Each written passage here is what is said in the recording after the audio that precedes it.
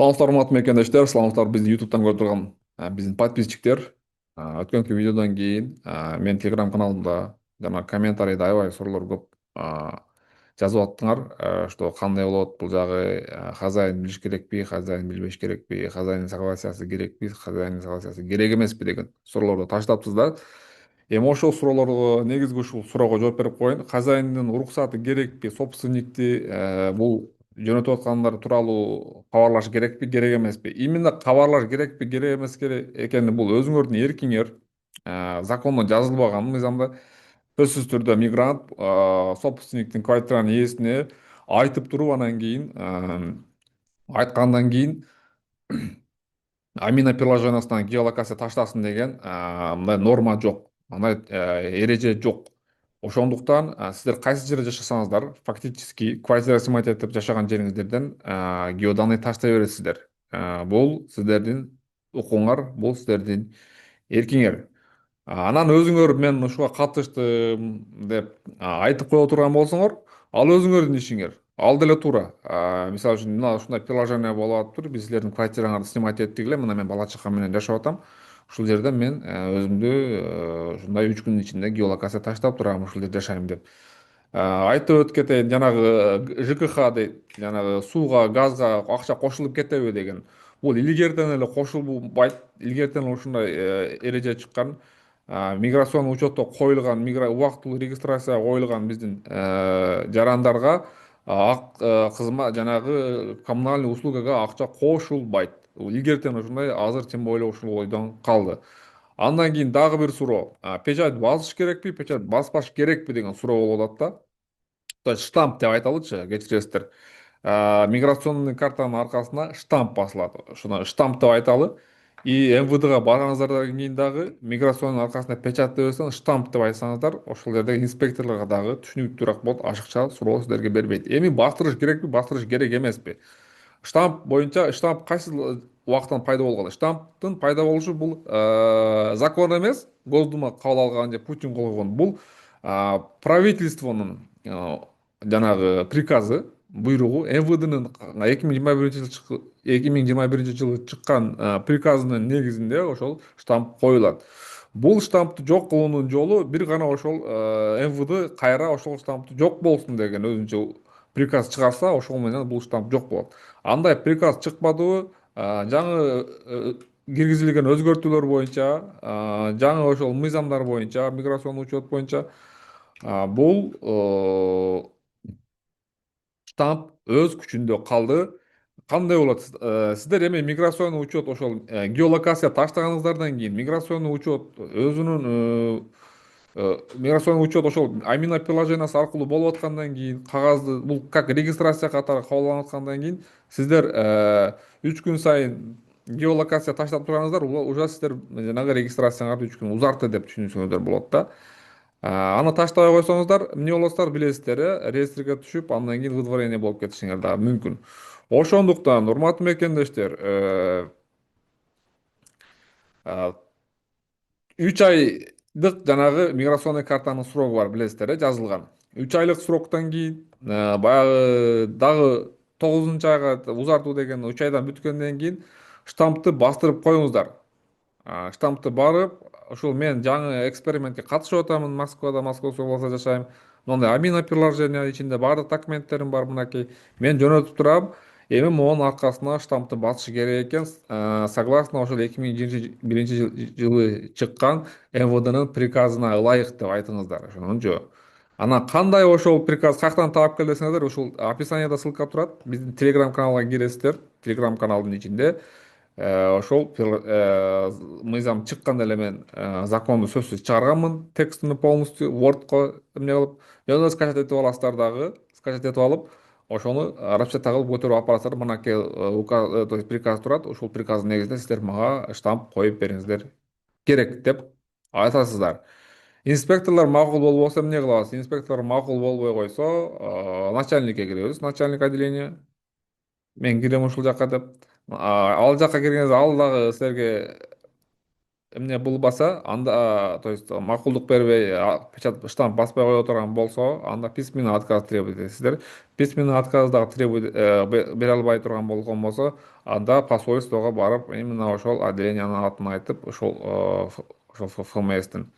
Андан кийин сиздер э, через посольство ошол э, сотрудниктерди жоопко тартсаңыздар болот. Муну посольство булар менен иштеш керек. То есть сиздердин мыйзамдуу укугуңар бар штамп койдурганы и штампты коюш керек. Штамп өз күчүндө калды. Эми урматтуу мекендештер, ал сиздерге мен экранды чоңойтоюн дагы, жанагы керек эмес деген мыйзамдын үзүндүсүнү ушул жака чыгарайын аркама. Ана көрүнүп атат, сиздерге көрүндүбү? Так, токтойлучу. Азыр. Эми кичине эртебиз. Так,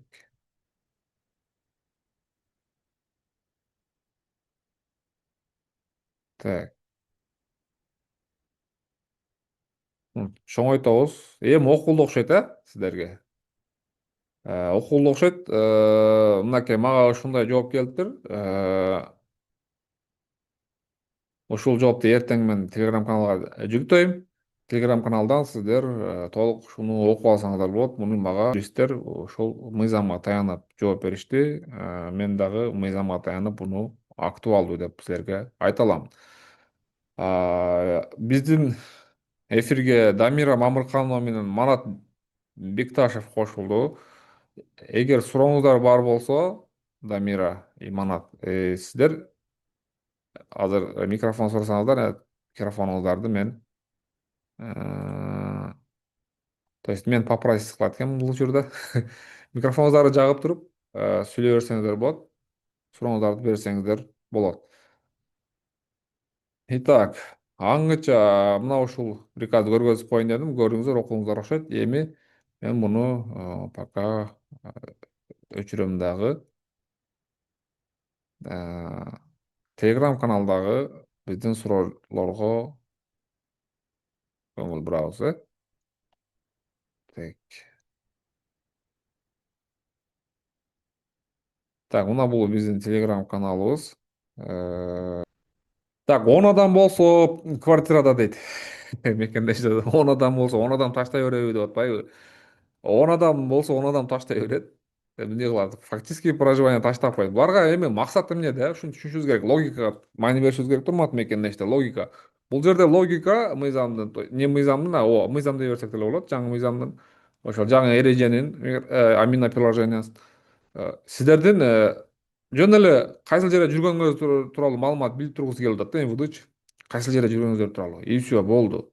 Башка аларга эч нерсе кереги жок да азырынча. Аны берки ЖКХ, бияк ЖКХ боюнча мыйзам бар. Эч кандай коммуналдык услугага акча кошулбайт. Аны кызартып албай койсоңуздар болот. Башка эми адам көп жашап атыпсыңар деген суроо болушу мүмкүн. Эми көп жашаса көп жашап атабыз деп эле коебуз. Эми эмне дейбиз башка? Айла жок. Ал вопросту эми башка органдар, башкалар өздөрү чечишет.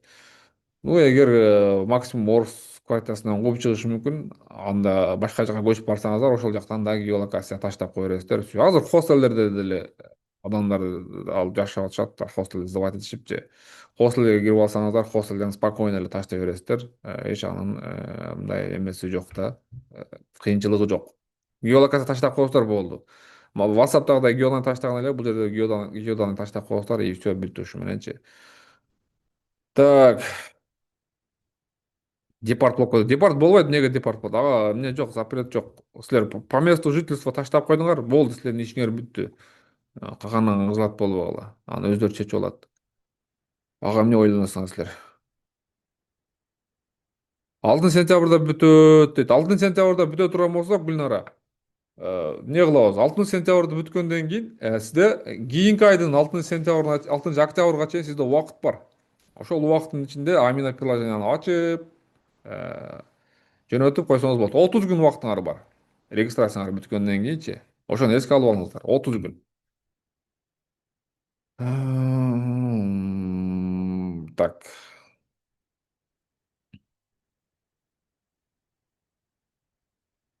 Штамп отмена боло элек урматтуу мекендештер, шашылбай турабыз. Бул ошолордун приказ МВД өздөрү гана отмена кылышы мүмкүн.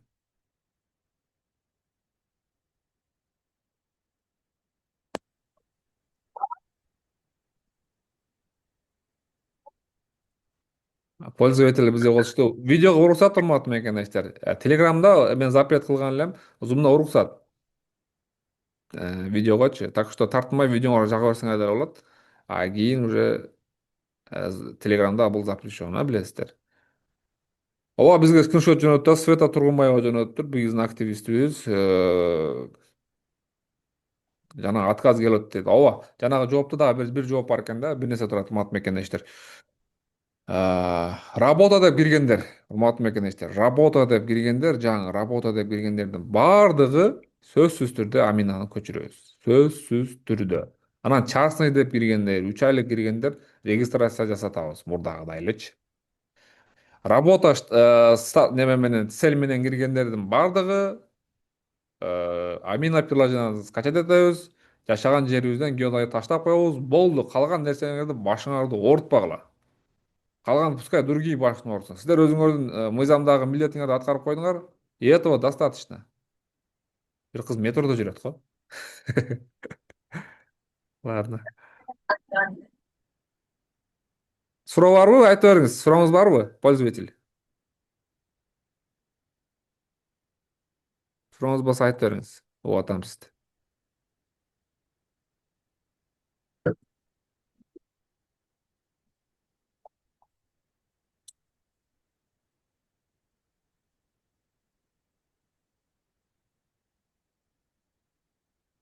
Так, видеолорду мен личкама таштап коюңуздар, урматтуу мекендештер. Мына комментарийге жазып атышат.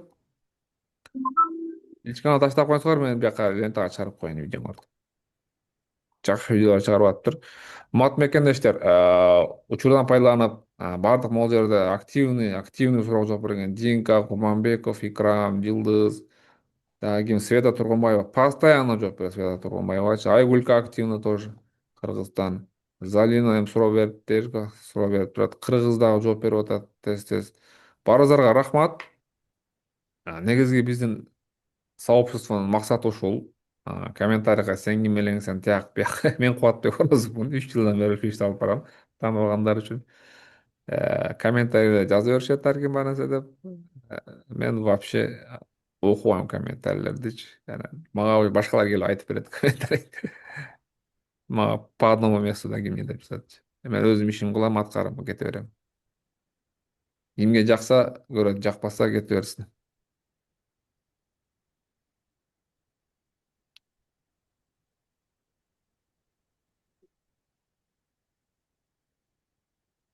Анан РВПсы барлар, ВНЖсы барлар Аминаны көчүрбөйсүңөр. Ошол. Эми негизги суроолор ушул окшойт да, башка суроо деле жок.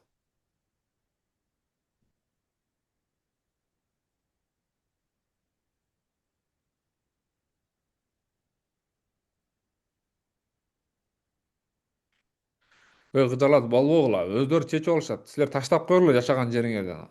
Таштап коюшуңар силердин милдетиңер болот. Аминаны качет эткенден кийинчи. Кимдер өткөрөт? Айттым өткөндө эле. Кимдин красный карточкасы бар болсо, ошолор өткөрүп, ошолор спокойно QR код менен эле регистрация болуп алат. Эми видеолор жүрөт, мен пока видео чыгара элекмин. Мен Кыргызстандамын, ошон үчүн буларга эмне чыгара албай атамын да, видеочу. Так. Эфирге катышкандар 3 мекендешибиз кошулду. Сурооңорду бере берсеңер болот. Мен жооп бергенге аракет кылайын. Пока бул жактан суроолорду карап турайын мен, кимдин регистрациясы бар болсо азыр, кимдин регистрациясы бар болсо, действующий регистрация болсо, суроо аягы бүткүчөктө ошо регистрацияңар действует. Только мен ойлойм, трудовой договоруңар менен жасалган баары нормальный регистрация депчи.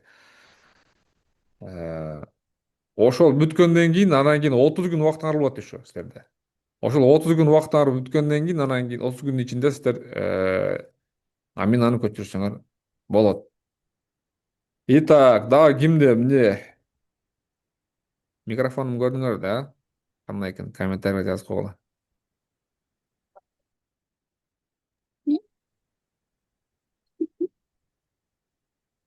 Микрофон алдым эмес что. Ай, Ошо ай, чош. пользователь сурооңуз барбы? Бериңиз.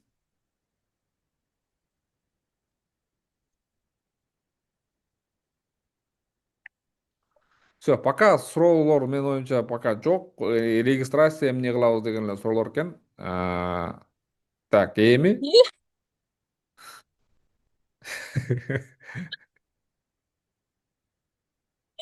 Ай, так, видеого уруксат. Дамира сизге дагы уруксат, Мана сизге дагы уруксат. Пользователь сиздин сурооңузду бере бериңиз. Кандай ай, сурооңуз бар? Саламатсызбы? салам. Угуп атам сизди, сурооңузду бере бериңиз. Мен фактически адресте жашабайм да, тем более регистрациям бүтүп калган болчу. Бүтүп калгандан кийин жасаган адам жооп бербей ушинтип жоголуп кетти да. Анан азыр мен айтайын деп атканым, Амина приложениясын айфонго көчүрүп атабызбы? Көчүрүп Жок, атасыздарбы? айфонго жок, андроидке только. Только андроидке экен. Биринчи суроом, биз кыла алабызбы мондой? Бизде фактически адресте эки пенсионер адамдын пропискасы бар экен да, өткөндө хозяин келип кеткенде жакын эле арада. Ошого Амина приложениясын өткөрсө адрести койсок болобу? Ой, карындашым боло берет. Силерге Аминаны көчүргөнүңүздөрдөн кийин, согласие бергениңиздерден кийин эксперимент качандар. Сиздердин таштап туруңар ал милдет болот ужочу силерге. Силер милдеттүү түрдө ташташыңар керек болот аны. А, А, сиз ал жерде старик жашайбы, эки пенсионер жашайбы, ал башыңарды оорутпагыла. Силер жашаган а, жериңерден адрести жазып просто туруп, геоданы таштап көрүү коесуздар. эле. Болду. Болду. Ошол эле ишиңерчи силердин. Башка иштин кереги жок. Анан калган ишти А, өздөрү башына орто берсин. Өздөрү чечип алат анычы. Силер акчасын төлөп атасыңар да, бекер жашап ата белиңер ал жерде. Туурабы? конечно. Анан айтып койсоңор деле болот да. Айтпасаңар деле өзүңөрдүн эркиңер. Биз ошо геоданныйдан геолокацияга кошулдук. Өсө таштап атабыз десе, таштап атам деп эле айтасыңар. Эми чыгарып берет, башка айтып атабыз эми эмне башка. Башка эмне кылат негизи, туурабы? Экинчи суроом, менин регистрациям азыр мондой под вопрос болуп турат да, же даяр эмес, же жок болуп кетпей. Дагы бир Суроо жок качан болуп бүттү? кетти. Суроо качан? Ошо срогу 11-inde давно уже бүтүп калган. Жасап берем деп Кыргызстанга кетип калды ал бала. Андан кийин келип бул жака келип среда даяр болот деп 2 күн мурун жазган да, бүгүн жазып дагы жок болуп кетти. Мага ушул Күтөт суроо эле. боюнча көбү чыгып атат да. Сиз мындай да, лучше кирди чыкты кыла койсоңуз, мен ойлойм, максатка ылайык болот. Таксисттерден тактап сураңыздар, жолдо кандай болуп атат азыр Аминага ушу кирди чыкты. Киргениңизден кийин жаңы миграционный карта менен сиз сразу Аминага көчүрө аласыз да. Азыр кылсаңыз деле болот, бирок бир эле но деген жер бар да. Сиз как Аминага азыр жаңы өтүп атасыз го. Жаңы өтүп А, атканыңызда булар текшериши мүмкүн сиздичи, базаданчы. Бул регистрациясы барбы жокпу депчи. Мүмкүн. Мен дагы так айта албайм, бирок мүмкүн деп атам. Ушул суроону такташыбыз керек болуп атат биз немеденчи, башка жактан. Через посольство анан тактап туруп мен каналга жазып коем, Telegram каналда бар болсоңуз керек эсиз. Ал жактан экинчи суроону. менин печатты вообще маалыматым жок, алып кетиптир да. Мен февралдын 27-синде келип илешип калыпмын, 25-жылгачы. Анан печать бастыра элекмин да, 3 ай жасатып, анан кийинки 3 айда мондой болуп калды регистрациям. Эми кантишим керек ошондо? Ошону сурайын деп атам сизден. Ооба, сиз штамптап атасыз да миграционный картанын аркасына. Штамп деп айтабыз кыздар, сөзсүз түрдө. Штамп деп айтабыз. Штампты сөзсүз койдуруу дагы бул милдет. Миграционный аркасына. Бирок сиз Регистрация билбей сурайбы? жүргөн регистрацияны печать сурабайт, бирок штамп да сурайт. Штамп, то есть миграционный карта аркасындагы штампты сурайт да. А, Регистрация через госуслуги болгон болсо, ал не обязательно штамп. Бирок кээ бирки иш берүүчүлөр сурайт аны дагы, кээ бир жерлерде. Ошон үчүн жасагандарга лучше жасатканыңыздарда сөзсүз түрдө МФЦга бардырып туруп, собственник менен 5 мүнөттө чыгарып берет. Жана печаты бар листти чыгарып алсаңар жакшы болот да. а, Ошол. а, Ошондо биз мындан кийин регистрация жасабай деле койсок болот да, кагаз түрүндө. Аминага кошулгандан кийин эстетип коеюн. Сиз согласие берип кошулганыңыздан кийин регистрация жасаш шарт эмес. Сиз 3 күндүн ичинде бир жолу геоданный таштап турасыз. Жашаган жериңиз тууралуу унутпай, обязательно. Болду. Сиз эми iPhone көтөрө турган болсоңуз, сиздин учуруңузда эми арзан бир Android телефондор бар, 5-6 миңдик, билесизби? Ошо Android аласыз дагы, только для Амина алып тура бериңиз. Эртең бүрсү күнү iPhone'га чыгып калса, кайра iPhone'уңузду көтөрүп жүрөсүз, аны кайра сатып бересиз. Аңылчы? Анан мен ойлоп калдым эле да, Ukат байке, регистрациям ушинтип под вопрос боло берди эле, кыжаалат боло берип тажап кеттим. Анан кийин жумуш жагымда башка эже квартиранты издеп атыптыр эле да, анан ошол жака чыксамбы деп ойлоп калдым, регистрация жасаткан. Анда чыкпай деле койсом болот да, просто чыккым келбей атат. Ради регистрация чыгайын деп атканмын го. Э, Регистрация, эгер сиз Аминага кошула турган болсоңуз, ал регистрация кайра жашаганыңыз шарт эмес да. Коюп бербей. Сиз таштай бересиз геоданныйчы. Ошону эле кыжаатып аткан го мени. Сиз эми мындай кылыңыз, бир вариант бар, ага болсо депортация кылат. Ошон үчүн 5 күндүн ичинде кири чыкты кылыңыз, же жанагы хостел менен сүйлөшүп бир күндө бүтүрө турган кылыңыз. Бир күндө же 2 күндө бүтө турган. 2 күндө бүтпөсө сразу кири чыкты кылышыңыз керек. Башка вариант жок сиздечи. Кири чыкты кылганда такситтер менен сүйлөшүңүз тактап. Чока. Хостел деп эмнени айттыңыз? Түшүнбөй калдым жакшы. Жолдо элем. Хостел Кызычуу болуп. деген общежитиялар буларчы. Хостел Общежитие. визага коюп берет го. Ошо ишеничти кое тургандардан неме кылыңыз, коюп берип, бир күндө, 2 күндө чыгарып бере тургандар. Бирок эми хостел деле бир жумада чыгарат кээдечи. Эгер бир жумада чыгара турган болсо, анда лучше кири чыкты эле кылганыңыз жакшы. Таксисттер менен сүйлөшүңүз, кандай болуп атат границага, кирип чыксам ушундай азыр просрок болуп кетти беле депчи. Түшүндүңүз? Кубатбекке дагы бир суроо берип кетейин. Бизде жакында жумушта бир коллегабыз ноябрда башка жака, башка мамлекетке кирди чыкты кылып келди эле. Кирди чыкты кылып келди эле, бирок ага чейинки этот миграционкасында печать, штамп болбогон үчүн продление кыла албай атат да азыр регистрациясын. Мен дагы ошентип калбаймбы деп ошол нерсеге такалып калып атам мен азыр. Сиз эгер чыгып кирсеңиз, киргениңизден кийин сразу Аминага өтөсүз. Аминаны Мен колдонуп баштайсыз. Болду. Сиз кире эле алсаңыз утуш сиздики. Түшүндүңүз, экспериментти катышасыз да, калганын бүтүрө бересиз. анда айфонго качан чыгат, ошону билип коесуз. Билип бересизби, пожалуйста? Жок, мен сизге айттым го. Арзан телефон алыңыз, А, арзан Android. Android арзан Android алып коюңуз, ошого атайын. 3 миңдикти, 4 миңдиктер бар. Бушный болсо дагы алып туруп, Аминаны өткөрүп алып, только Амина үчүн эле алып коюңуз, ошону жаныңызда алып жүрүңүз. Анан бир күн айфонго чыгып калгандан кийин бекини сатып бересиз дагы Androidти, кайра айфонду көтөрүп жүрө бересиз да. ага, сим карта керекпи, керек эмеспи? Керек ооба, керек. Керекпи? Анда бир сим карта алып алышым керек экен. Бир сим карта Просто аласыз, ошо. б сим карта чыгыптыр го интернет боюнча. Ошондо интернет бар экен, Wi-Fi дагы бар экен. VPN кереги жок экен ага. Не деген сим карта? Б сим карта.